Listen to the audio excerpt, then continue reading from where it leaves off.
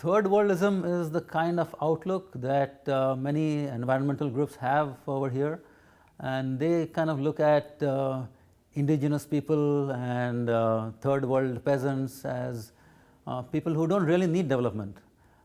They see that those indigenous people are happy as they are in their subsistence agricultural lifestyle.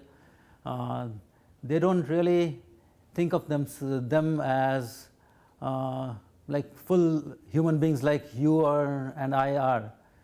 I mean, if you take to an extreme, third worldism looks at indigenous people and third world peasants as almost like animals, like you would say think of the polar bear or the spotted owl, and they talk in terms of preserving the habitat of indigenous people rather than in terms of giving them educational opportunities, healthcare, improved healthcare, and things like that. They don't really think of themselves, think of indigenous people as fully human beings. It's kind of a dehumanized view, even though it's a very romanticized view. I mean, they look up to indigenous people. I mean, the indigenous people are considered to be something environmentally superior to people in the West.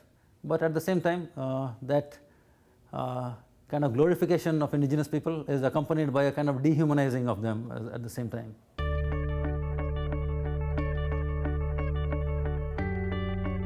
So Vandana Shiva is one of the big ideologues of third worldism.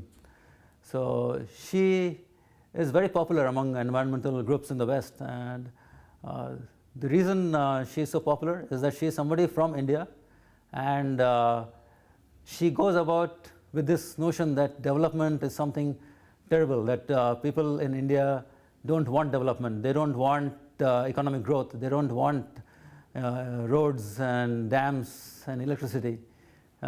She says that people are happy in their farms, farming in the traditional way and living their lives in the traditional way without any new technological or economic, like any new commercial or economic activities.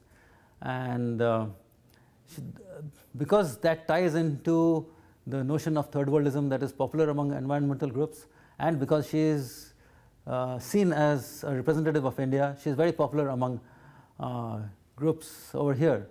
But the irony is that while she is very popular among environmental groups in the West, people in India hardly know about her, and nobody pays any attention to her in India.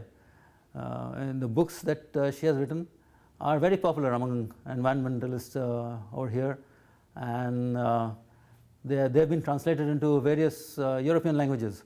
But there are few, if any, translations into any of the Indian languages, I mean, which is kind of indicative of the fact that people in India are simply not interested in what she has to say.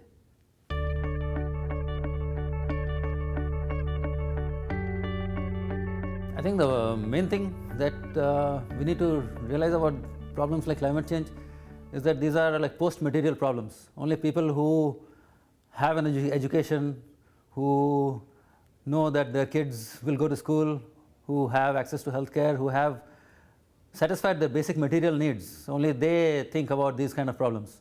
So for people in India and in the developing world, to get them to think about climate change seriously, they would have to first satisfy their material needs. And until they know for sure that they'll have enough food, they'll have basic education, healthcare, they won't be thinking about these environmental problems till then at least.